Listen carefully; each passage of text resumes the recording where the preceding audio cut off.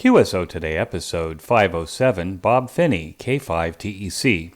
This episode of QSO Today is listener-sponsored. Only you can keep the QSO Today podcast coming to you every weekend since 2014. Please become a listener sponsor monthly or annually by clicking on the sponsor banner on the show notes page or at the top of the QSOtoday.com webpage. I want to thank Todd Mitchell, N0IP, for his generous $50 donation this week. Welcome to the QSO Today podcast. I'm Eric Guth, amateur callsign 4Z1UG, where I demonstrate the diversity and relevance of the amateur radio hobby and its impact on society by interviewing ham radio operators, many of whom played vital roles in shaping our technology through the amateur radio hobby. And while many people might say, ham radio? Do people still do that? This podcast demonstrates through in-depth interviews just how amazing, diverse, and dynamic the amateur radio hobby continues to be. Just a reminder that the response to my amateur radio events calendar has been great. You can get to it from a banner link in the show notes page. This calendar is updated by you, and I hope it will be the most comprehensive amateur radio events calendar. Please use it and update it with your ham radio event. If you are new to the QSO Today podcast, please be sure to look at the QSOtoday.com website, where we have over 500 interviews with amateur radio operators. From there, you can click on links that take you to the QSO Today Academy. Our catalog contains over 500 videos on every ham radio subject, completely searchable. My world is upside down. I write about it on my blog. You can get to it by clicking on the blog button at the top of the QSOtoday.com webpage. More entries coming soon. Bob Phinney, K5TEC, created a new and dynamic after-school science and amateur radio program called the New England Sci-Tech, Inc., after his private school, where Bob taught for many years, closed his program from their lack of vision. K5TEC refocused his energies and built an amazing after-school program for kids and adults that enforces STEM learning and makes new and exciting amateur radio operators. Bob, K5TEC, tells his fascinating story in this QSO Today. K5TEC, this is Eric, 4Z1UG. Are you there, Bob? Go ahead, Eric. K5TEC. Back to you. Bob, thanks for joining me on the QSO Today podcast. Can we start at the beginning of your ham radio story? What was the hometown, and when and how did it start for you? Brookline, Massachusetts, back in the 1970s when I was a teenager. I was in high school, I think, but I didn't get my ham license. I have to admit, I started off as a CBer, and everybody goes, no, but actually it's a gateway into radio, right? So I was into CB back in the crazy days of CB, and I had ham radio friends that kept saying, Bob, get out of that stuff. Come up to the good world, the better world. It's like, get out of the dark side and get into the light. But even before that, Bob, was there an interest in technology and electronics even before you joined the CB guys? Oh, absolutely. Yeah, absolutely. It's back in, I think I got interested in technology back in the 5th grade. I had a science teacher who was very influential for me, who had cool gizmos. He had the newest flash photography. He had stuff that nobody else had, and it interested me. So I was into lots of technology. I didn't know what radio was, but yeah, it started with an interest there, and I used to take apart stuff. My father's old K-part radio, antique that would have been worth money if I'd been able to put it back together. So there was an early interest in technology. We're going to talk about STEM pretty soon, but was there a kind of a inherent STEM interest in Bob Phinney in those days? Yeah, and I don't think the word STEM or the concept of doing science in all disciplines didn't exist back then, but I saw science everywhere. And I think in my mind, it didn't matter that you just go into a language class separately from the science class. In the language class, you read about cultures and people inventing things back hundreds or thousands of years ago.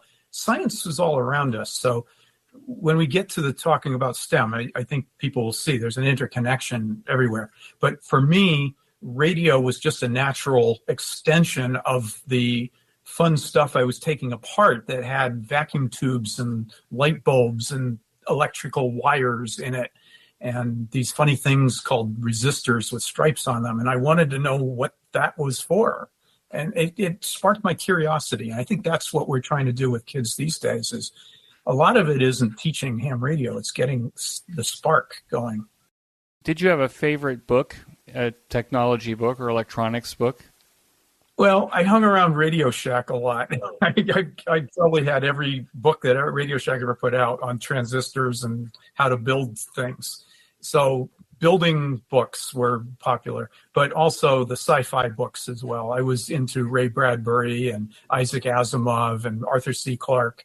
And the idea that you could one day be able to leave the planet and blast off and end up on another planet, that intrigued me as well. And how did they communicate? You know, radio was part of that environment. You had to imagine that there was some way of wirelessly connecting people, and we are living in that world. In some of my research about you, you're a Star Wars fan, and I'm assuming that probably as a kid you might have been a Star Trek fan as well. I always thought it would be interesting to understand, you know, if radio waves traveled at the speed of light, how you actually had real-time communications intergalactically. That kind of makes you think that perhaps there's a way to communicate beyond the speed of light. Oh, I absolutely believe in possibilities. I think part of the fun of science fiction is to look at the science and then see that the fiction part is plausible. So for me, Star Trek was, yeah, it was out of this world, but at the same time, it's in our future. Yeah, maybe by the time we get there, we'll have these kinds of technology. And if you look at what Star Trek did, I'll tell you, they got a lot of people thinking. Like when Dr. McCoy holds something over a body and scans it and stuff shows up on the wall, doctors around the world are going like, how did they do that? Thinking that it was real. And of course, that sparked the idea of CAT scans and MRIs. And we had Scotty beam me up with a little flip phone kind of thing. And that, I couldn't wait to get my first flip phone. And so, yeah, Star Trek it permeated our electronics industry. We were just racing to catch up to what Star Trek was already presenting. The world of Star Trek in your mind is a world that you want to be in. And that's, I think, part of the fun of communications is wireless communications is what you need to be able to get there. And finally, the phone lines were cut, and we finally got cell phones, and we're finally wireless. And now everybody's saying, well, we don't need a ham radio because we got cell phones. So why are we doing radio? Well, I like to remind people that the cell phone technology is all radio-based, so it's radio.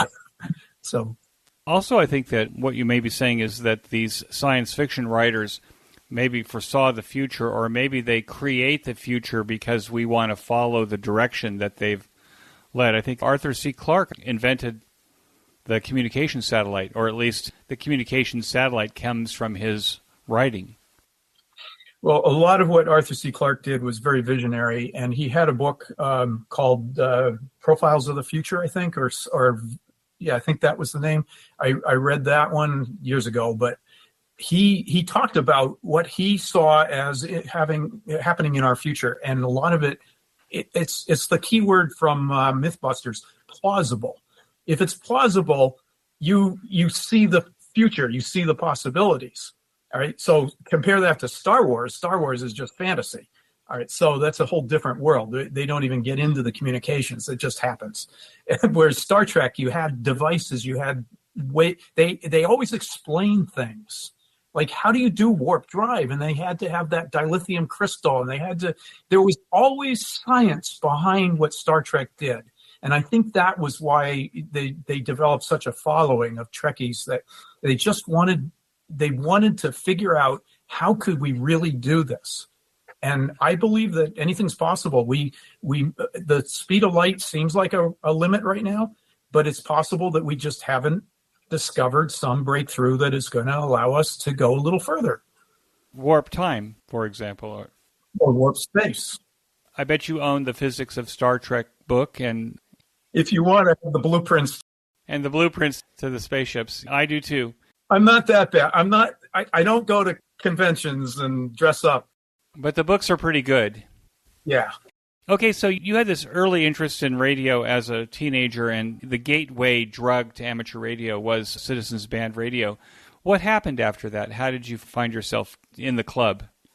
Well, my stumbling block was the code. I had a little trouble with Morse code, and I think it's because I wasn't patient enough. My mind is always going so many different directions and always has been like that. And so when I sat down to study code, I just wasn't picking it up and felt like, why do I need to do this to talk on a radio? I already do CB. So it took me many years before I came back to that. But what happened in the meantime? Life happens. I got married, had a child. My son had no interest in the things that I was interested in. He likes sci-fi and he likes Star Trek and stuff, but he wasn't he's not interested in the sciences, and that's okay. He's doing his thing. But later on, as my wife and I were a little bit more empty nesters, she said, you used to get into that radio stuff, and if you want to do that, you can do that. I said, I thought you wanted radios out of the house. And she said, no, I want you to be happy. Go buy a radio. She actually bought me a scanner for my birthday one day, and I'm listening to police and fire calls like I used to when I was a teen. And it's just sort of, I got back into it. And this time, they were just about ready to drop the code requirement. And as soon as that went away, I was in. So that would have been like the early 90s, perhaps late 80s? Yeah, the exact years I forget. And I think I've renewed my license for the third time now. So I just recently, so I'm good for another 10 years for my license. When you left high school, what did you do after that? What kind of education did you seek, and what kind of profession did you go after? Okay, well, I had a lot of interests, and I applied to a number of schools, colleges, got turned down by MIT. I didn't have the math high enough.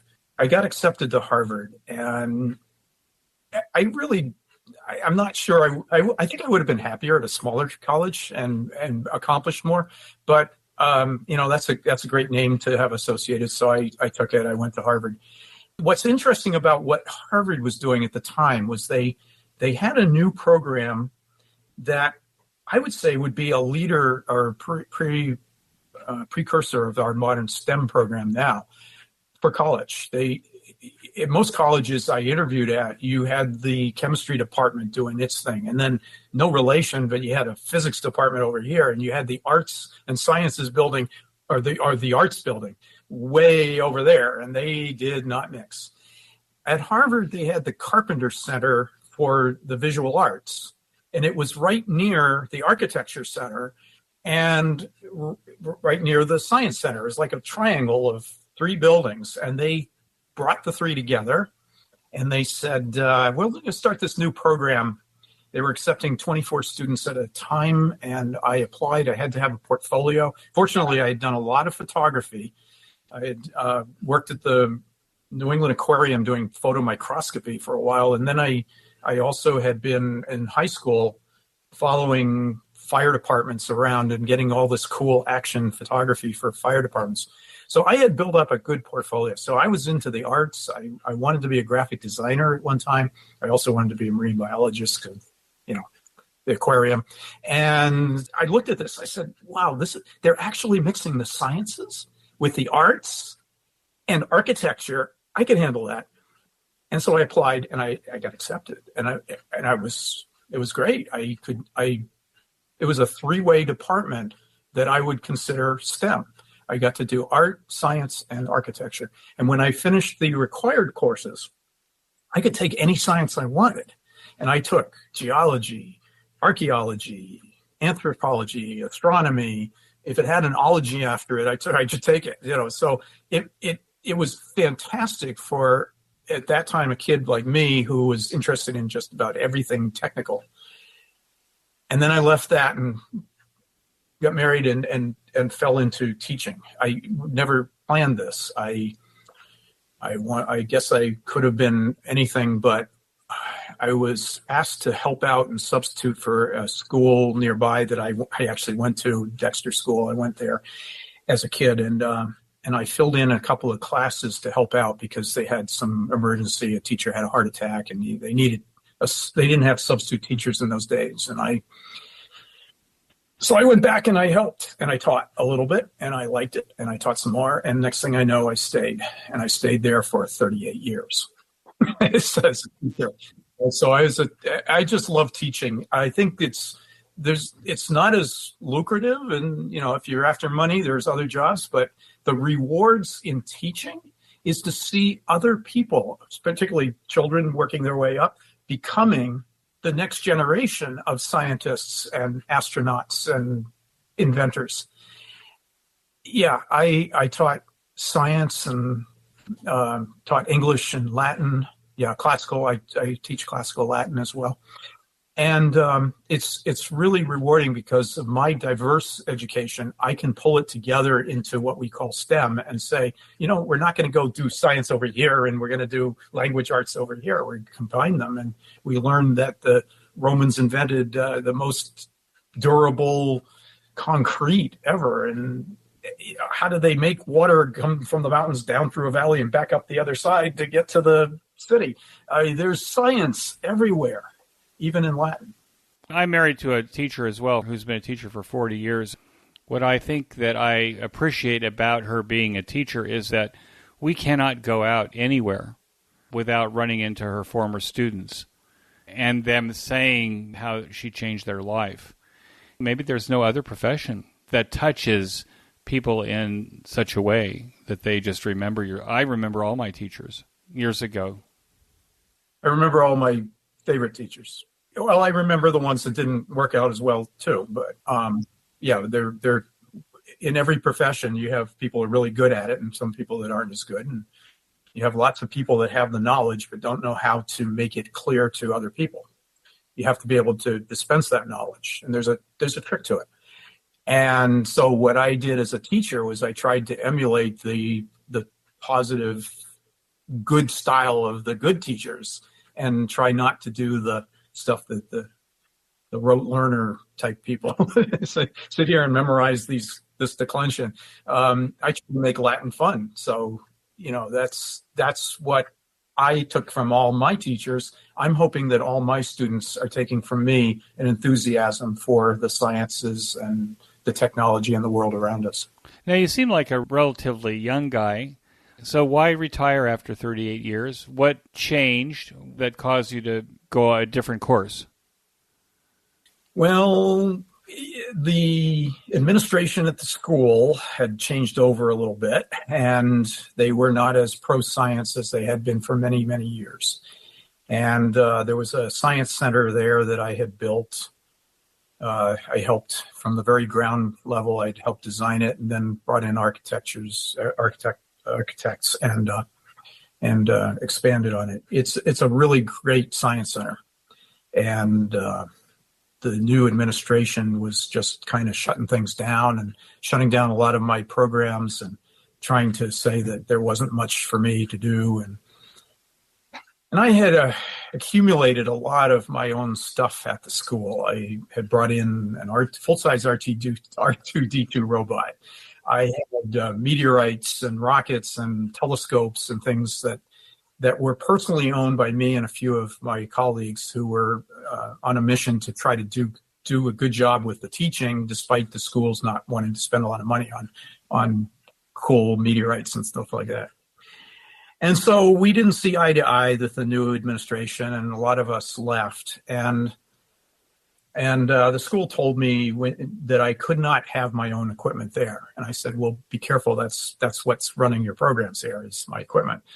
And they said, well, you shouldn't have it here, because they thought of it as a liability. And so when I left, I took everything with me because they told me to, which was great. I put it all in storage. And then one of my former students, actually quite a few of my students complained because when I left the school, a lot of the programs, they shut down immediately.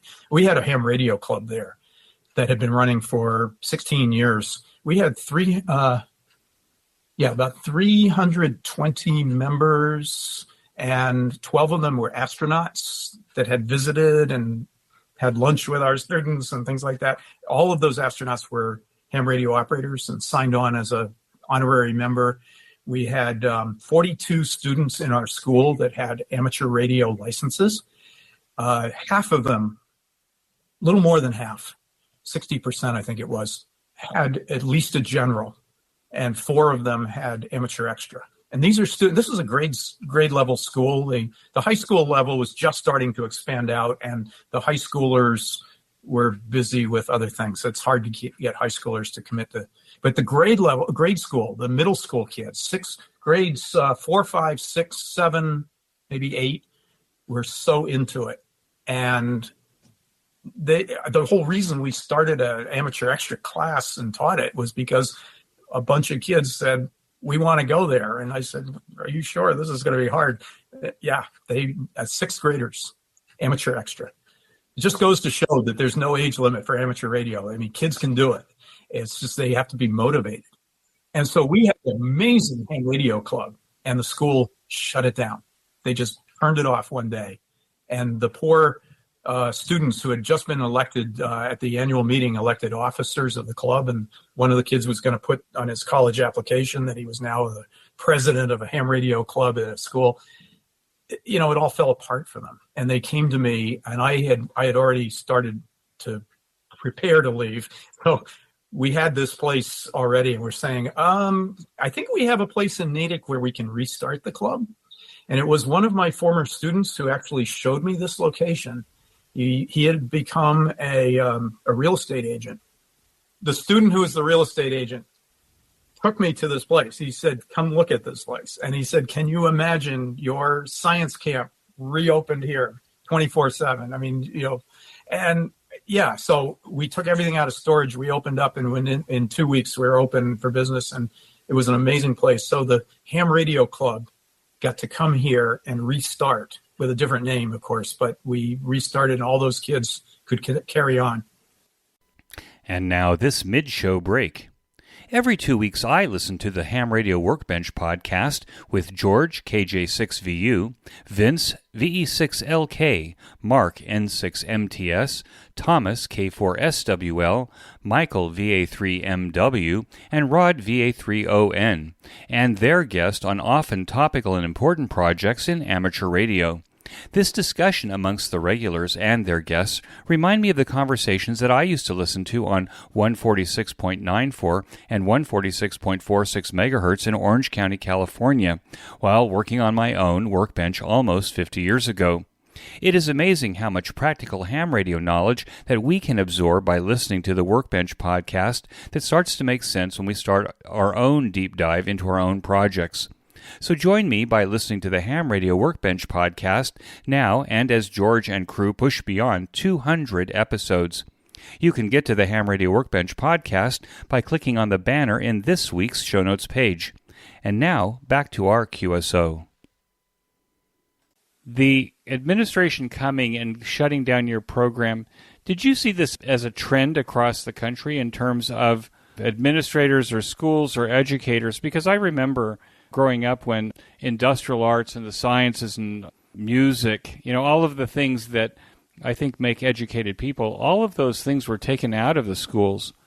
Maybe it was this idea that everybody's going to be on the college track and they're going to learn liberal arts and whatever else. But did you see that as a trend across Massachusetts at the time, not just your school? Well, at that time, I wasn't as tuned in. I worked at a private school, so I wasn't as tuned into what the public schools were doing. But I do know that the Natick High School, the town we're in right now, used to have a ham radio club, and that went out the window about the time you're talking about, back when they started shutting down the music programs and things like that. I think part of what the problem is, and it's very complicated. Everything's interconnected, but we had some very bad leadership at the very top over that time period. I'm talking about the president, who kept saying science is bogus, that don't believe in science, that you can cure COVID by putting UV light somewhere where it shouldn't shine. The downtrend at our school, I used to tell people, is like a parallel to what's going on with the government, where everybody's being mean to each other, everybody's downplaying science and trying to just get ahead, like stomp on the other person, call them names, just do anything you can to get ahead, and forget about the values of knowing how things work, knowing the education. I mean, the misinformation that started flying, where valid scientists who have a new breakthrough or discovery are getting shut down by the people who think they know better, who actually don't. They're armchair scientists, and they believe in things that they can't prove, and they want to really, I don't know what the motivation is, but they're always stomping on the other guy. And that's exactly what happened to science at our school. It was not popular anymore, and the school went towards an area that was more popular and stomped on us and basically shut down everything. But it sounded to me like the radio club at your school had a huge support of not just the students, but their parents, perhaps people from the community, ham radio operators from the community. You say the astronauts that were also members. This is Katie Coleman. We had 12 of them sign their autographs and officially join the club. It sounds to me like your school couldn't have had a better booster club for supporting the school in a bunch of other ways in addition to the amateur radio club. So you're out of that school. Within a very short time, you found this new property. When we first started, I kind of got a little bit of a tour as you're moving your laptop through the building. What do you have there, and what is it called? And what did it take for you to put it together? It looks like maybe you just emptied your warehouse. Yeah, I had a lot of stuff in storage because I couldn't fit it in my house. But that was because I just kept... I have to backtrack a little bit. My wife and I had an agreement that my salary would go to the family, but I also drove a school bus on the side. That was how I got to work every day. And that paid separately. So that was she allowed me the fun money to buy meteorites and radios and things like that. So I had accumulated a lot of stuff over time. I didn't just go out and spend, hundreds of thousands of dollars on stuff. So when I had to leave the school so suddenly, I just packed it up and put it away. Finding this place was great because I didn't collect this stuff for me to hang on my wall. I collected it to hang where people could see, particularly youth that I was trying to get them interested in the sciences. And so when we opened up here and we just covered the wall, I could give you a tour later. There's astronauts up and down the walls and everywhere, and even in the back here, there's radios all around this room. This is our radio room, by the way. Yeah, when we opened up, it was very quickly. Yeah, I had a bunch of former students and some current students as well, and some families behind them who all had believed in this mission of restoring what had been suddenly shut down.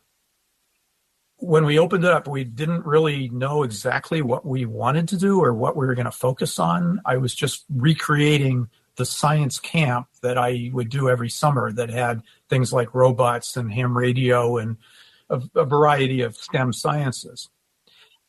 And at the time, I just didn't really have a plan. It was really just, here's a place, it's available, grab it because it's on the top of a hill.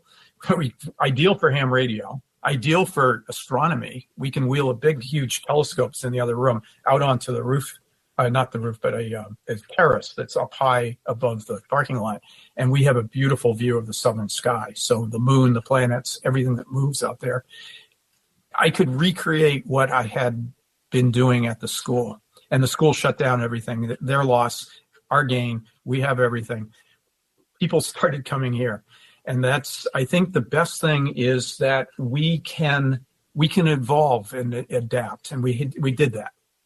I had never known much about homeschoolers, but they need education too. We provided that. I was suddenly free during the day, and that's when the homeschoolers want to meet. So after school programs, evening programs, weekends, lots of opportunities could sort of just blossomed here. I am so enthralled. You're doing exactly what I would love to be doing every day, all day. So what's the business model there? Is it a nonprofit organization? Is it a business? What did you end up doing in order to keep it going? Because you have a beautiful website. It's loaded with activities. I mean, I was looking at your calendar for the next few months. I would take every class if I was a 12-year-old. I might take every class if I was a 67-year-old. But tell me, what's the business model there? Well, being a teacher, or having been a teacher, I still am. I consider myself a teacher because I'm still teaching. It's just not at a school. I wasn't in it for the money. As I retired, my wife's got her thing. My son is off and doing his thing. So it's kind of like a hobby for me. I said, I'm not here to make money. I'm here to make people happy and do cool science. I mean, like cutting edge stuff if we keep doing that. So I decided nonprofit. We went for a 501c3. We got it. We have a board of directors, and we have a leadership team, which consists of a lot of people, a lot of them educators, but also in the industries, people who can help out and volunteer their time to cover some of the areas that I personally am not as strong on, like physics or math or something. And it just sort of materialized, and we evolved. We literally had to evolve because, for one thing, COVID hit right in the middle of everything. So here we are, a startup, just about getting our 501c3, and COVID hits. And so very quickly we had to change gears. We closed down for a year and a quarter physically. We followed what the Natick school system did because we didn't want to get shown in the papers as the COVID outbreak at this little place.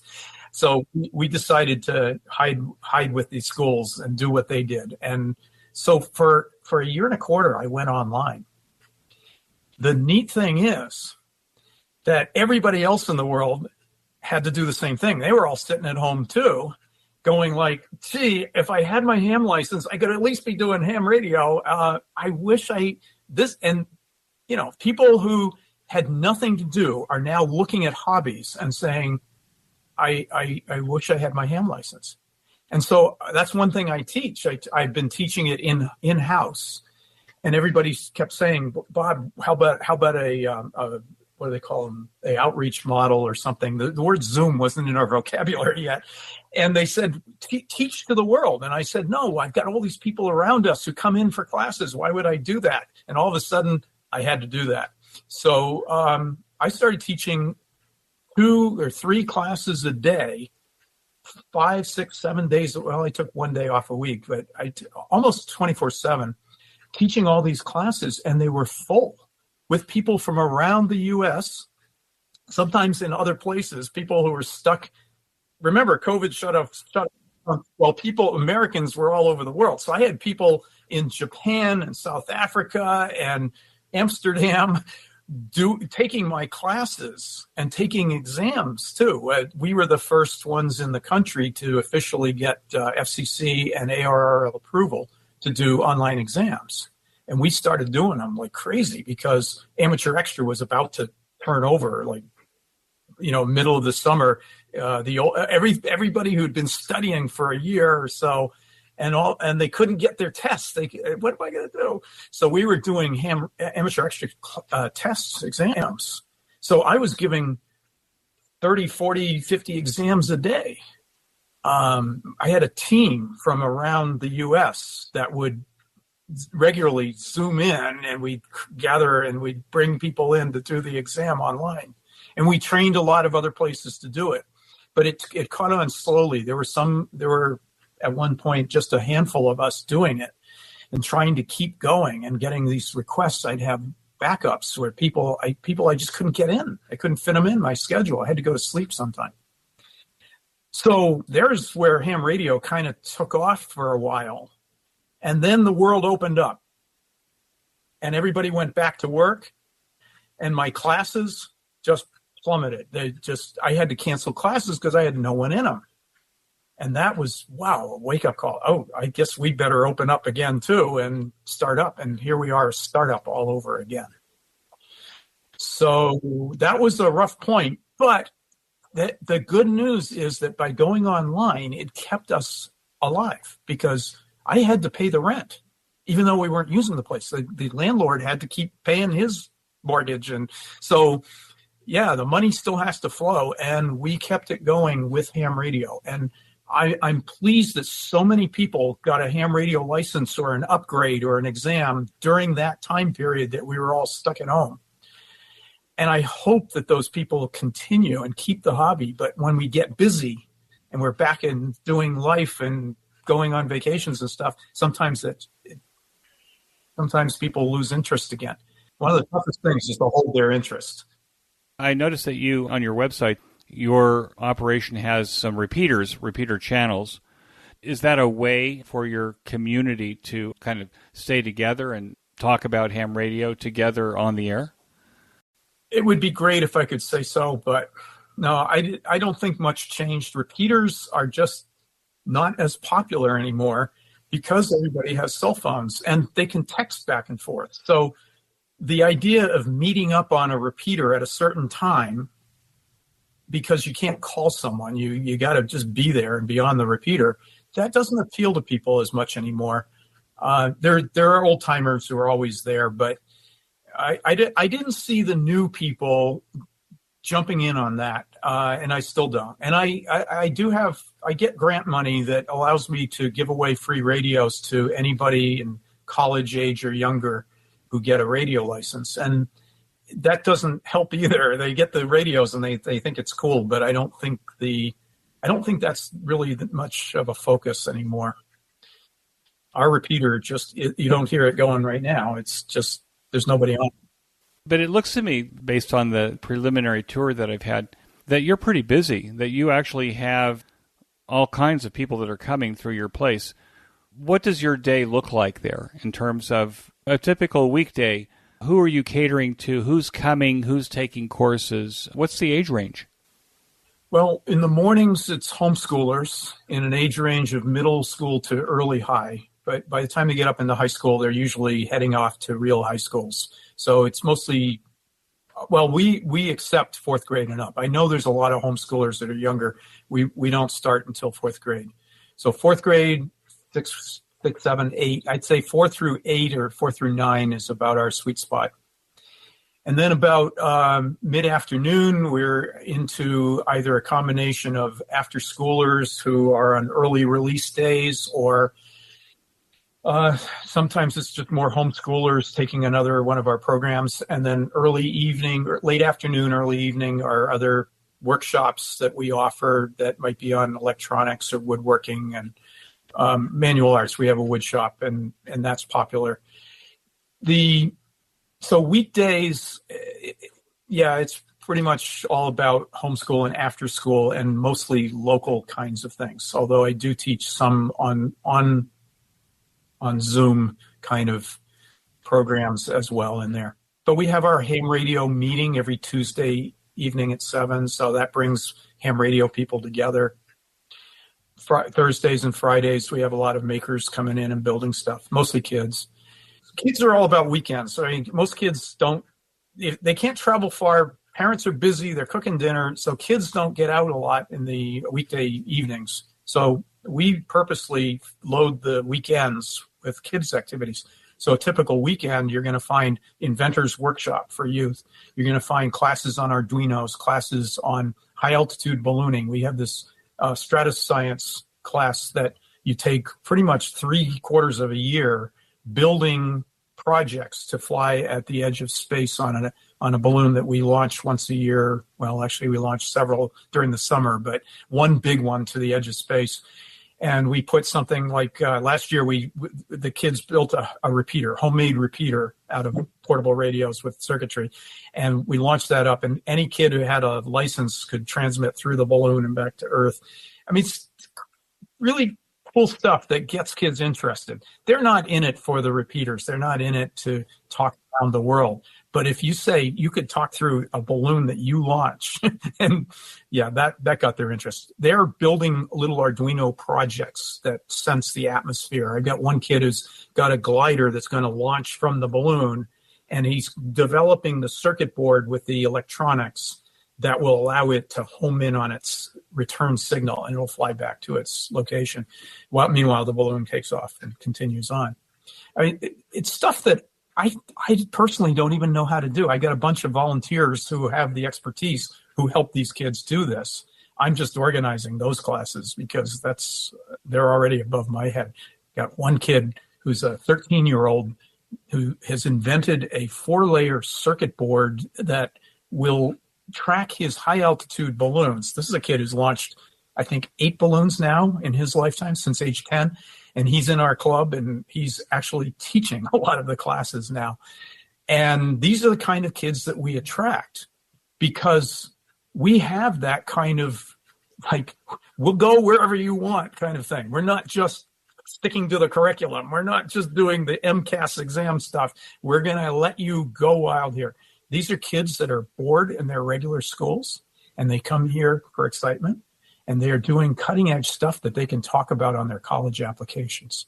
And that's the kind of kid that we want to see here. Those are the kids we're helping out. Now, do you think your community is unique? I mean, do you think you've got an overabundance of egghead parents connected to the high-tech industry or whatever, or do you think that you're just kind of a regular community and the schools perhaps are failing to keep up with these kids, and therefore this presents this unique opportunity to you? I think it's a little of everything. Everything's interconnected. It's hard to say. I don't have a lot of egghead parents. A lot of these parents just understand that if for their kid to get ahead, they've got to have something unique. You can't just be a good student, play a sport, play a musical instrument anymore, and get good grades. You got it. The competition for college, a good college, is so great now that you really have to distinguish yourself. So if you can say that you've flown a project to the edge of space, or you've done our Cubes in Space program where you got to fly a cube-sized project on a NASA rocket that launched out of Wallops Air Force Base, we do that program too. This is stuff that colleges look at and say, "Whoa, this kid's got some. He's ahead of the curve here," and also it's fun. I mean, science should be fun. Learning should be fun. Learning should not be tedious. People should enjoy going to school. Now, I don't want to criticize the schools we have. I think the whole American system could use an overhaul, but look at some of the other countries that are doing it right. But still, it's tough when you have a wide variety of people. They're trying to mainstream everybody, and it doesn't work because what you really need to do, and I'll get a lot of hate mail for this, but you really need to teach to the top of the class. And there are so many people that want to put all kids together. Everybody's equal. But really, we all learn at different rates. We all have our different ways of learning. Some of us are tactile learners. Some of us are visual learners. Some of us have to hear things before we understand. And you can't be all things to all people. But if you have a kid who's excelling, I think you got to give them the opportunity to excel. And the rest of them, we'll keep them going. We'll keep plugging away. I don't mind teaching to the lower end of the class too, but it's just that there's a separation. The kids at the top who have the potential to go far are dragged down. Having them in the class is doing them a disservice. And a lot of people will say by having them in the class, it helps the others pull up, that they don't feel like the dummies, that they're in a fast moving class. Well, the problem is we're moving too fast for some of those people, and they need to slow down. And so we really should be teaching everybody according to their needs. And when you have bright kids who have new ideas, one kid who he's got an idea how to solve the CO2 problem in the atmosphere, and he's building little things to try to experiment. We need to help that kid figure this out, because he may be the one who invents a way to get the CO2 out of the atmosphere. You can't hold him back. I'm thinking I'm in the wrong business, because it seems to me you're in the right business. So you actually do then have a large number of volunteers who, they come from the parents, or they come from the community? Do they come from the amateur radio community, perhaps the seasoned people? Where are you finding your other volunteer teachers? Are they coming to you because they see what you're doing and want to be a part? A little of everything. Again, there's all this interconnection. There are parents who have kids who are in the program and they just can't wait to help, and they feel like me, hey, I wanted to do this when I was a kid. Now my kid has the opportunity. I'll be there and help him or her. And there's also people from industry. I am very fortunate to have a few people who work in the microchip industry, or I got a guy who works at a rocket company nearby, and they volunteer because it's kind of encouraged that you give back to the community. And sometimes they can get funding too, which is cool. They are encouraged to go out and make a difference at some nonprofit somewhere, and the company will put a couple $1,000s towards that company on behalf of their employee. So the employee has fun. They feel gratitude of helping other people, and a little bit of money flows into the program that they're helping with. So it's a combination of lots of those kinds of things. So there are volunteers at all ages too. I have high school kids who will volunteer because they need community service hours. And although working at a soup kitchen is a noble thing, and I don't discourage anyone, there are kids who just would like to work at a place that where they can teach, share their knowledge. If they're good at coding, they would love to teach some younger kids how to code.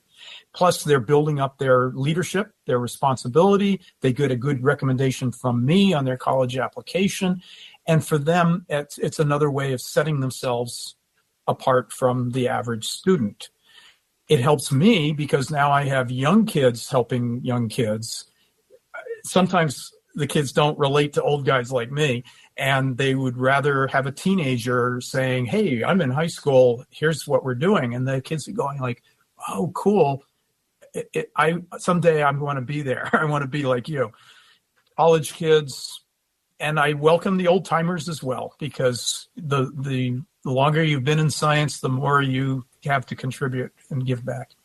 Are you the amateur radio club in town now? No, there's lots of them in the area. There's next door to us, literally, Wellesley, Framingham, to the north. Is just in this whole area, we're saturated with radio clubs. It's just that they're not typical radio clubs, at least around here. They don't have a home base. They're not paying rent to some facility. They don't have a radio room. They meet at a library or community center once a month, or once every other month in some cases, or by Zoom now because nobody wants to get out of the house. And because of the aging population, the average age of some of these clubs is around the 60s to 70s. And there are plenty of those clubs. So why us? What are we doing differently? For one thing, I've got a radio room. You can come in here and use it if you're a member. It also is a showcase for new people who come in for other purposes. They look in here and go, wow, what's going on here? I want to know. So it's nice to have a physical location. It just costs a lot to keep it. But we have a lot of youth involved. I can't say we don't have, we do have a lot of adults, right? So adults love to be part of our club too. And they are often members of all the other clubs as well. The difference is we meet once a week. We meet regularly.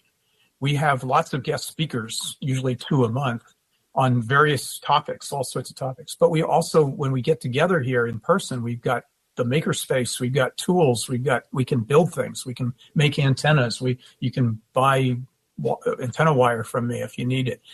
And let's go down to the youth level. Got a lot of youth getting their ham radio licenses, and they show up at one of these other clubs, and they're sitting around the room going like, who are all these people? I'm the only kid in the room, and they're out of there in a flash and often don't come back. And that's one of the problems with our regular clubs these days is they're trying to attract youth, but you got to get to a critical mass where you've got a bunch of youth who all like to hang out together and do stuff. Because when you get 1 or 2 new hams and they sit in the meetings where they're talking about the way stuff used to be, remember the days, remember when the tubes were king, and the kids are going like, I'm out of here. I'm not having anything to do with this. So we provide that fill-in. So I'd say in the whole area, we're probably unique in a sense that we have a youth and family-based club where kids meet other kids and do things together, and they feel safe that they've got other like-minded students that they can relate to, because sometimes they have a hard time relating to the older adults who keep talking about the way things used to be. What kind of support do you get from perhaps the national amateur radio organizations? For example, it seems to me that you'd be the ideal teaching environment for the ARRL's Teachers Institute, for example, where they bring in teachers from around the country to teach STEM. Yeah, they're not too far from us. They're in Connecticut. So if they were in California and we're in the East Coast, maybe we'd work a deal where we become a location more local for some teachers. But I'm not competing with them in any way. We don't send teachers down to them because really we don't have that many people who could teach. I'm the guy that teaches all the ham classes, and they know me, and I don't need more training. So I think we're kind of at a status quo. We support them as much as we can. We're doing our exams through ARRL and doing a lot of them. We do 4 exams a month, alternate Tuesdays, alternate Sundays. So I have people driving long distance to come to us, and I say, why would you drive such distance? There's exams in your area. And they say, well, I'm ready to take it now. I don't want to wait another month. It's like, okay, we provide a service where we're busier. We offer more things on a regular basis. So for youth and families, when kids' interests change so quickly, once they're captured and they want to do ham radio, we want to be ready to do it. We don't want to do 1 class a year like some clubs do. We don't want to give an exam once every other month. We're up and running. Do you receive grant money from ARDC? We do. So they recognize the valuable contributions you're making. Apparently, I don't get much feedback because they don't talk directly and they don't give you too much feedback on the grant itself. I'd love to say, which parts did you like, which parts didn't you like? Because I'd like to write it a little better next year. But we've received 2 different grants over 3 years. 1 year, skipped a year, another year. And our grants, when we write what we're going to do, it's not, hey, we're going to get more kids into ham radio. Yes, we're going to do that, but we don't. That's not it's hard to put. You can't walk up to the kids and say, hey, guess what? You can talk around the world on ham radio. And they're going to go like, I have a cell phone. I can do that. Why do I care? The kinds of things that got us excited when we were youth, like the idea that somebody could make a phone call from their car on the way home. Whoa, I want to do that. But now everybody's got a cell phone. How do you compete with that? So for kids, the end goal, the means is not ham radio. The end goal, of course, we want ARDC to help us fund this kind of program that we can't do by ourselves. We just don't have the money. We don't want to be charging kids a lot of money to take a program that they don't even know if they're interested in. But if ARDC gives us money to lower the prices or make it free for kids and get a free radio when you pass your exam, yeah, we'll do that. But along the way, they recognize that they will help fund the Arduino class, the electronics class, some of the other STEM classes that are around the wireless communications. So we don't go to the kids and say, hey, guess what? We're going to get you a ham license. They don't care, at least not at first. We're going to teach you how to do Arduinos, program, coding. Oh, yeah, I've been wanting to do that. And once they're into that and they realize they can start doing some robotics and maybe even wirelessly control that robot, and they start to see, ooh, wireless, I need that for robotics. I need that for self-driving cars. Things like satellites. Oh, yeah, wireless. Kids are into space technology. Wireless, everything's wireless. You'd think that in this day and age, ham radio would be more popular than ever because it's the groundwork, it lays the foundation for wireless communications. So my point to ARDC is help us fund that concept first. Let's tell the kids in your future with robotics and cars and satellites and stuff like that, you want to be able to transmit wirelessly. You want to be able to experiment. You need the license and the tools and the knowledge to do that. We'll help you get there. ARDC recognizes that, and so they're helping us with that. So I have ham radio is not the the single thing. It's the whole STEM concept. We bring the kids in to do Arduinos, and then they see the radio room, and they ask about it. And then after a few iterations, we're there, and they're learning ham radio. That's the key, I think. You asked me back at the beginning, what's the key? I don't have all the answers, but I have found over the years that just trying to talk ham radio gets people this vision of old vacuum tubes and their grandfather sitting at the radio in the basement.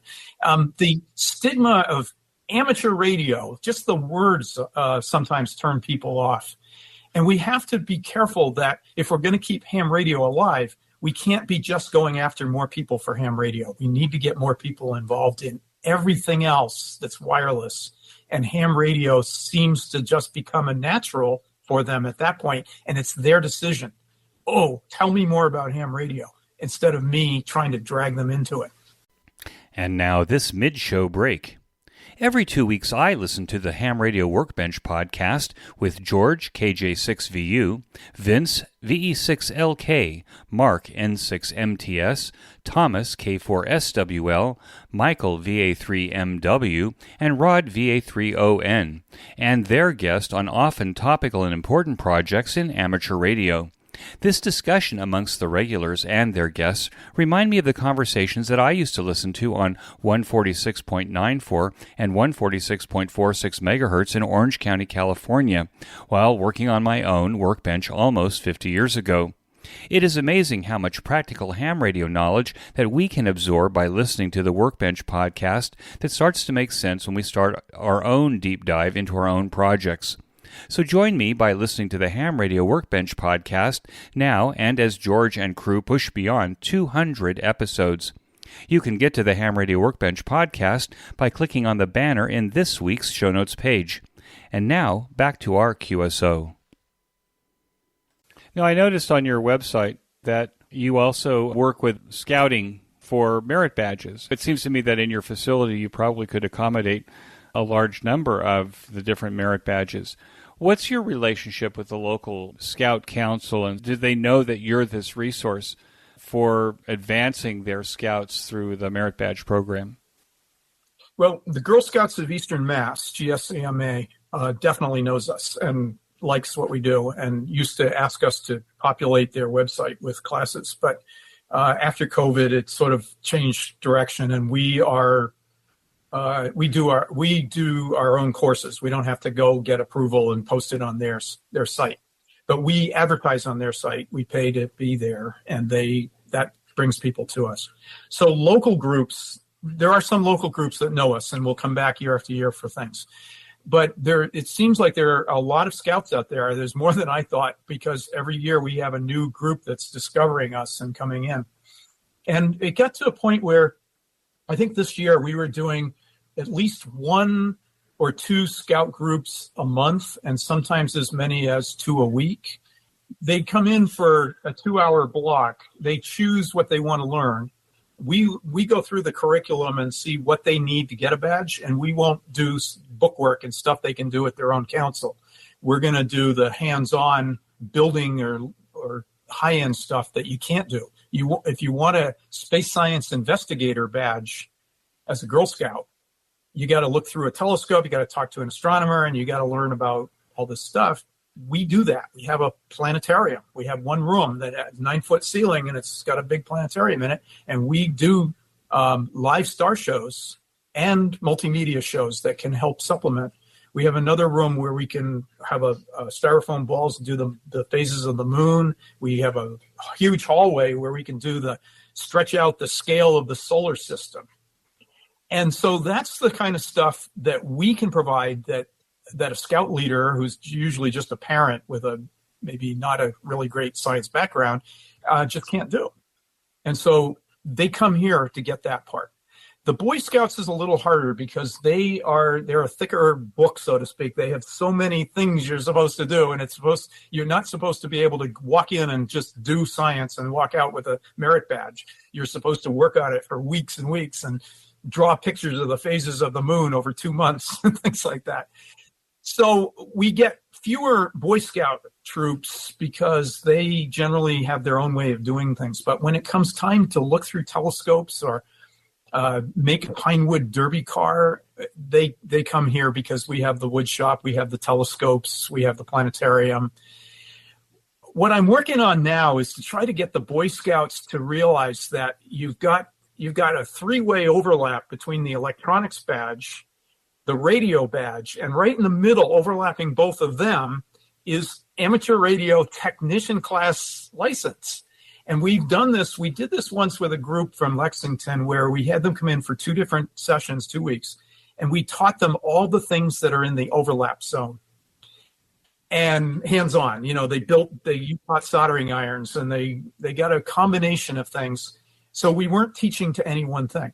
And when they left, we kept reminding them, whatever your interest, you want to go for the radio badge, we got you partway there, go for it. You want that electronics badge, we got you partway there, go for it. Go for both. But also, we got you partway into amateur radio because you have to talk radio with both of those and electronics. And we're trying to get them to see that pathway. Sometimes they do it, sometimes they don't. We had a few that latched onto it, but it's going to be a process. You can't just take any kid and suddenly turn them on to some science. They have to want it, and some people aren't ready yet. Someday, maybe they'll come back to it. Yeah, you're episode 507, Bob, and in episode 503, I interviewed Todd McKinney, KN4TPG, and he got into amateur radio as a teenager because he discovered weather balloons on YouTube. And that suddenly became a passion. As he learned more and more about it, he decided he actually needed a way to extend the range of his projects. And so amateur radio seemed to be the glue that made that happen. So he wasn't pursuing amateur radio, he was pursuing something else. And it sounds to me like this is your approach here. You've got an opportunity to work with kids at whatever place they want to be, and then ham radio can come in and be that thing that solves the problem, whether it's robotics, for example. Yep. Does your R2-D2 have a ham radio in it? Not necessarily, but it's one of those. The sci-fi part of it is there too. A lot of these kids, they like sci-fi. It's like us Trekkies. We were into science and the science fiction. But what you just said with the high altitude ballooning, you almost for a T nailed it on that 13-year-old I was explaining about earlier who'd launched 8 balloons since he was 10, because he wasn't interested in ham radio. He was interested in tracking his balloons. And he had put GPS pucks on them, and they get up too high and they freeze, or they get confused with altitude versus the surface of the Earth.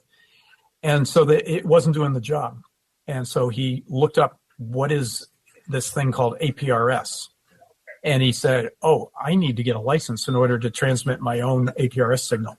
So he looked for the nearest class to learn. And it turned out that we're giving classes all the time, and there was one ready for him to jump into just in time to get his license for the next launch.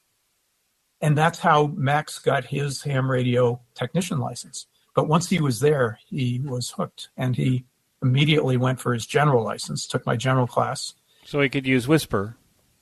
Well, actually, we did a Whisper project here where we built a circuit board for Whisper, and a lot of kids soldered their own Whisper boards and carried on.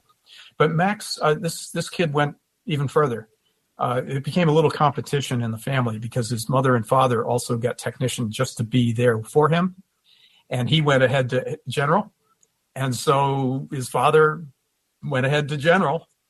Then Max, I think before he was 11, he took my amateur extra class as well and got his amateur extra, which I don't know if he really needs it, but he's a smart kid and he could do it. Is he pursuing anything else than amateur radio, or is he just doing balloons at the moment? Do you see him discovering the 1,000 other tents in amateur radio? Well, he's the kind of kid that could go anywhere. Right now, he is happy doing high-altitude balloon launching, but, it could change. But he's got quite a following. We've got a balloon club that we're sponsoring within us. So, just as we sponsor the Ham Radio Club and the Rocketry Club, we also have the high-altitude balloon club. They were not doing well when they were off by themselves, not in this metro area. We're in a metro area. There's more people around. So they approached me and said, could we move to your location and run classes and be part of New England Sci-Tech. And I said, well, absolutely, I'd love to have you. And so there's no official documents and no money changing hands. They just come here. We post them on our website, and we do high altitude ballooning here. And it's another vehicle to get kids interested. So how many kids have gotten their ham radio license because of high altitude balloons here? That's the next question.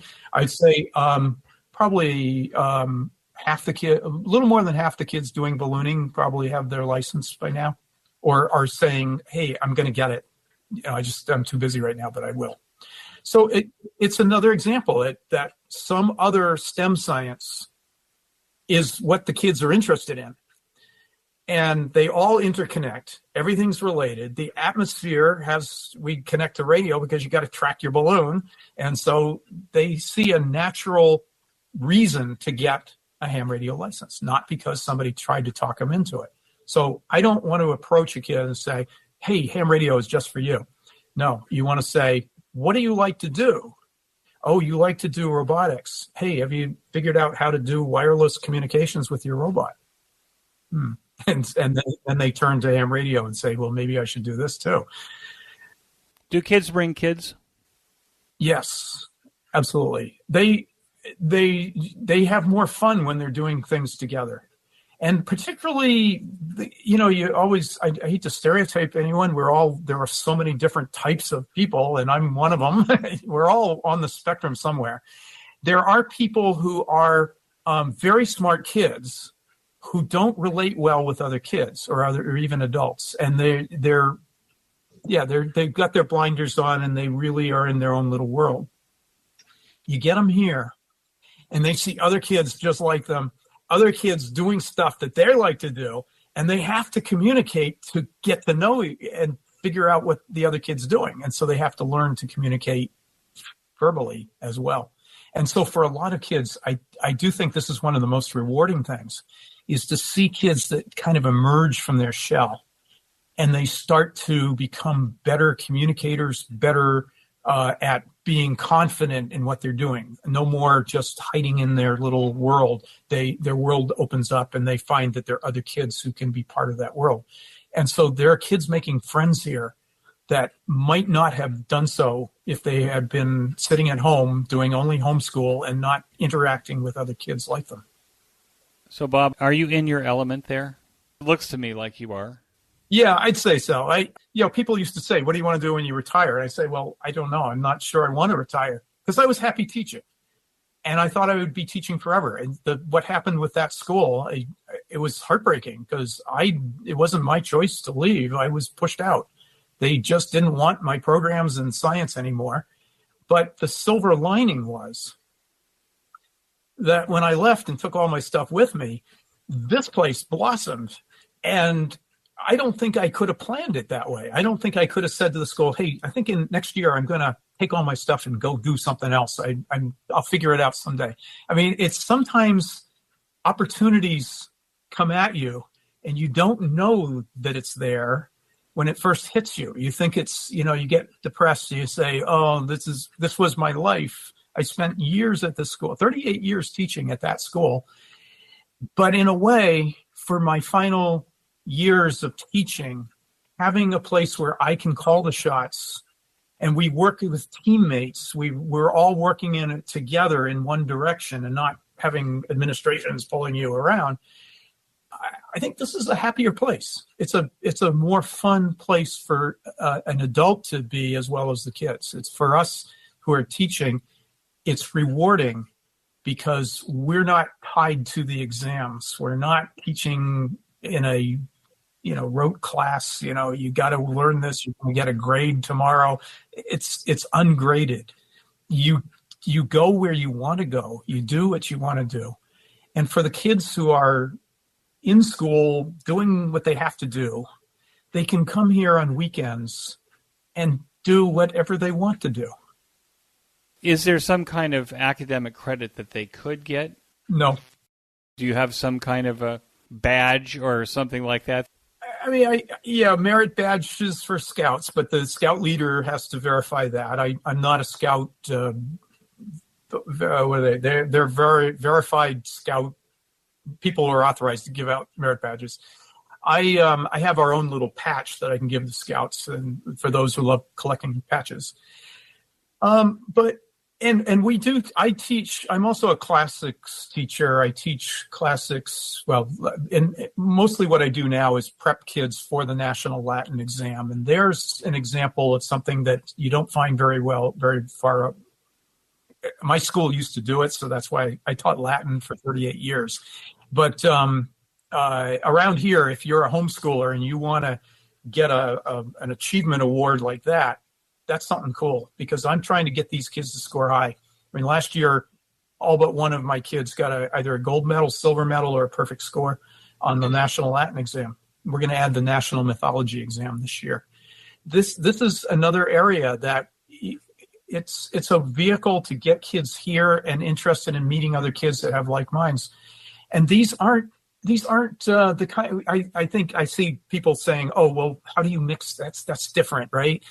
Classics is not science." Well, yes, it is, because we're learning about how we got our science from all the people that came before us and all these different cultures and civilizations, and it makes for a much more rounded education. And guess who scores a perfect score for 2 years in a row? It's my kid Max, science guy that launches balloons. So don't think that they're the science geeks and then there's the classicists. They're all the same people. They mix there. And most of the kids that are in my Latin classes also go here doing stratoscience and Arduinos and all and ham radio. Do you think your science center could be duplicated in other communities? I mean, it seems to me that you've got the right formula for hitting a lot of home runs. Using baseball terminology, one of the things I don't see that kids are as passionate anymore about things in their teenage years. And maybe it's because they're overwhelmed with information. Maybe it's social media pressures, all this other stuff. But I don't see that they have the passion. It seems to me that what you've created is a laboratory for creating passion in kids that will last their entire lives. Is it duplicatable? I hope so. I'd hate to think that when I can no longer run this place, that it's just going to have to close up and go away. My hope is that I get enough people passionate about it here to carry it on. I would like this place to survive past me. Obviously, it's a lot of it is just me because of my passion and because of my collection that I brought with it. But it could be duplicated. There's some restaurants that have themes and they have classic old stuff mounted on the walls. And you say, "Oh, that's pretty cool. I've never seen that before." But if you go to another restaurant in another state, they're just like it. They do the same thing. They go around and buy up all these antiques and they put them in there. So can you populate a facility with cool stuff like this? Yes, you can. It would take a lot to do it, I think, initially, like a lot of money, a lot of people who know stuff. You can't take somebody who only knows one thing and say, "Let's build this whole center." I have a fairly diverse background. Yeah, I'm going to be adding archery soon. I also teach archery. I'm a level 2 instructor. And behind the building, we're going to set up a small archery range that's shielded and safe. And the building owner is okay with it. My insurance company is okay with it. And you go like, "Whoa, sports and science." Yes, there's a science to how that arrow actually makes it there. Target sports is actually science. And and it gets you outside, get some fresh air, get some upper body exercise. So we're going to do that too. Yeah, I think you could replicate anything anywhere. I think it's less about the facility and more about the people. If you could take any space and make it attractive to youth, meaning not the big, huge industrial tools, but smaller sized. I mean, a drill press, we don't need to go bigger than that. We don't have a milling machine. We do drill press and hand saws, and we teach the basics. So kids learn how to make something with saws and screwdrivers and things. And I think that's where we're at, the basic tools. So we don't need to go too big. But having something like this geochron on the wall behind us, That's an eye catcher for kids. They're fascinated with that. Now, I will point out that see all those earthquakes and the volcanoes and all those lines connecting? That's radio waves propagating around the world with buoys in the ocean and heat sensors on the volcano and vibration seismic sensors. And they're fascinated with that. Oh, you mean, yeah, wireless technology everywhere. Yeah, it's all around us. And they look around and they see the astronaut talking on the radio on this poster back here. We did that. The ARISS, the Amateur Radio ISS Communications, 13 of our homeschoolers on a stage at the Big E in Western Mass, talking to an astronaut as the space station flew over. I mean, that kind of stuff, that's what kids want to do. They're not on it to talk on the repeater at 7 o'clock every evening. I mean, that's what the old timers do. We are trying to get the kids excited. If you have programs like that, if you have programs like balloon launching, programs like Cubes in Space, anyone can join Cubes in Space. It's a national organization run. It's trademarked. You can be part of their program. Cubes in Space. Cubes in Space. Yeah, it's not CubeSat. Everybody confuses it. Are you going to launch something into orbit? No, we go up and back, and you get your project back, and you get to analyze it. Let's see, what else? We have a wood shop. It does help to have the manual arts. Our battling bots are little things the kids build on their own. So you need the people to teach that. You got to have people who are passionate about robotics to come in and help the kids build their bots, because there's no directions. There's no one way to do things. There's no formula for it. Everything's a compromise. You want bigger wheels, you get less torque. You get smaller wheels, you get more torque, but you can't go very fast. But you're going to battle, and you got to defend, and things are going to break, and you got to fix it. And that's what real engineering is about. It's problem solving. So when you get in the ring with your BattleBot, the kids are going like, whoa, they just love it. All right, BattleBus is our most popular thing right now, but we don't do wireless for that. It's all wired. But you could replicate that anywhere. I think that I don't have a model. I've not written it all out. Hey, this is how you run this place. But it's a team effort. It takes lots of people with lots of different knowledge, and it takes a lot of money just to have a facility like this. I mean, we're up on top of a hill. This is essentially former office space that we've converted. So we have rooms for different things, but you could do it in a warehouse and just have partitions. And being on top of a hill is great for astronomy, where you can wheel a telescope out facing south. You got the ecliptic, you got the planets and the moon and the sun there. We have a solar telescope as well. We got a traveling planetarium. We go to schools and we do planetarium shows at the schools. You could replicate it. But I think you nailed it on the head when you said the enthusiasm. You got to have people. Not that I'm, I guess I sound like I'm very enthusiastic, but there are lots of people just like me, or even better, more enthusiastic. And you get those people together. You create a plan. You get a piece of property. You replicate it. I would love to see this place survive. I'd love to see places like this pop up everywhere if we could. And I know there's lots of places. There's coding places. But let's do everything. Let's have the wide variety. Right, so you can move from one room to the other. You could take your Arduino board and move it over to the robotics. Exactly. Why would you learn how to program an Arduino if you didn't have a purpose for it?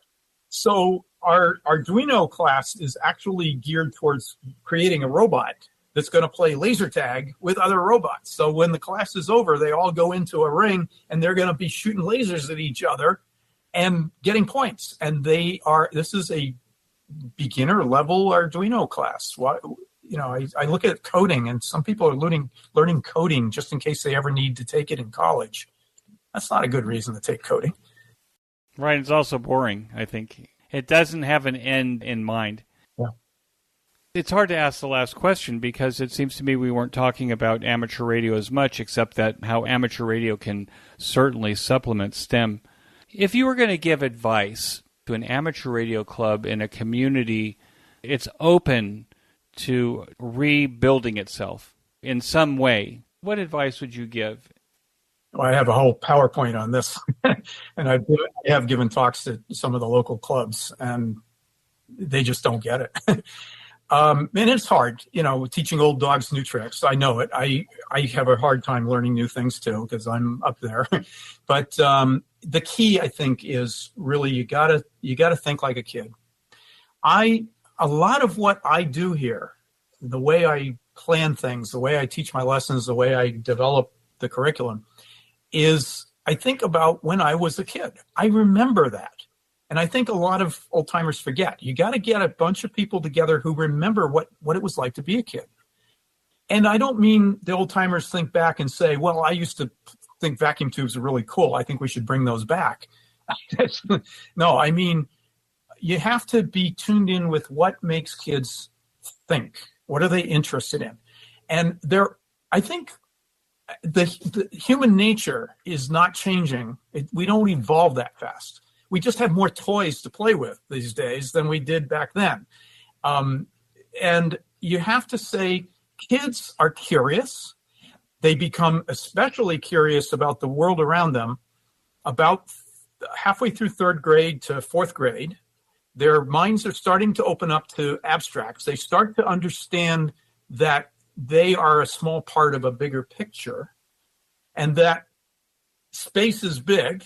Planets are far away. It takes time for light to travel. They start learning that there's a universe around them, and they're curious to know more. And you capture that interest in fourth grade, fifth grade, and even in sixth grade. Because if you don't capture that interest then and get them hooked on science for life, by seventh and eighth grade, they're starting to get worried about what the other kid will think of them if they do science. Peer pressure is kicking in. By ninth and 10th grade, it's all about what your friends think. Unless you're fearless and are okay to be labeled a geek or motorhead or whatever or football a jock, you have to have the confidence by then. And if we build that confidence early on, and you build the interest in science early on, it doesn't matter. They can go off and play sports. I have a brilliant kid who does lots of science, who plays soccer. Why not? I mean, I played ice hockey, but I was still in science. I played football. I'm still in science. You can be both. And I think the worry is that peer pressure often pushes kids into niches, and they're afraid to break out of that niche and break out of their shell because they're afraid of what other kids will think about them. And you got to capture their interest before that kicks in. So I don't know if that answered the question. Well, you know what? It was a fine answer. Bob, what a pleasure this was. I knew when I was researching this episode that I would come up with a lot of gold on the one hand, and also probably I'm envious that you have this amazing facility to teach kids in. I myself have a student or two that frankly just does projects with me. So if I feel like I want to convert an engine from gasoline to natural gas because the natural gas is there and the gasoline is not, he just does it with me and he finds this fascinating. So I'm envious of you. I'm so excited that you were a guest on the QSO Today podcast. I see exactly how amateur radio fits in. And I know that my listeners also will find this to be as interesting and informative that I found it to be. So with that, I want to thank you so much. 73. I hope that at some point I'll get to your neighborhood and actually get to see your place. I just wish you nothing but the best. Well, thank you for having me on the podcast, and I appreciate the opportunity to try to talk about this kind of thing. And I think the key here was, we didn't talk about ham radio as much, but that's the point, that people will find their way to ham radio when they're ready for it. They find their way to other cool stuff that is related to wireless technology. So I hope I'm sparking some interest in the podcasters. If you are a teacher or you have a way of influencing some schools or teachers or homeschoolers, find a way to reach out and say, hey, let's help ham radio by working our way through all the other related disciplines that can bring people to ham radio. Because think about it, if we don't get more new people into ham radio, the whole hobby is going to die off. So we have got to get new people in there of any age, but preferably the younger ones. Thank you. 73, Bob. Thank you so much. That concludes this episode of QSO Today. I hope that you enjoyed this QSO with Bob. Please be sure to check out the show notes that include links and information about the topics that we discussed. Go to www.qsotoday.com and put in K5TEC in the search box at the top of the page. You can sponsor the transcription of this episode or any of the previous episodes by clicking on the transcription button on every show notes page. The cost is $75 per episode, regardless of the length. We will quickly transcribe the episode and give you credit for your sponsorship. Please send us the call sign of the podcast to make sure that we transcribe what you want. Remember that QSO Today is value for value. Please support our project by making a donation or becoming a listener sponsor today. Use our Amazon link before shopping at Amazon, as we receive a small commission on your Amazon purchases. Subscribe to our mailing lists, both my blog and the podcast, and forward the messages to friends and family who would enjoy QSO Today content. Promote us on social media and give us a 5-star rating and reviews whenever you are asked. QSO Today is available on every podcast player and venue, including Apple Podcasts, YouTube, Spotify, and Podcasting 2.0. Get a Podcasting 2.0 player to make it easy to get your next episode as soon as we publish. My thanks to Ben Bresky, who, as the consummate artist, makes this host and his guests always sound brilliant. Ben also publishes a weekly Jewish history podcast.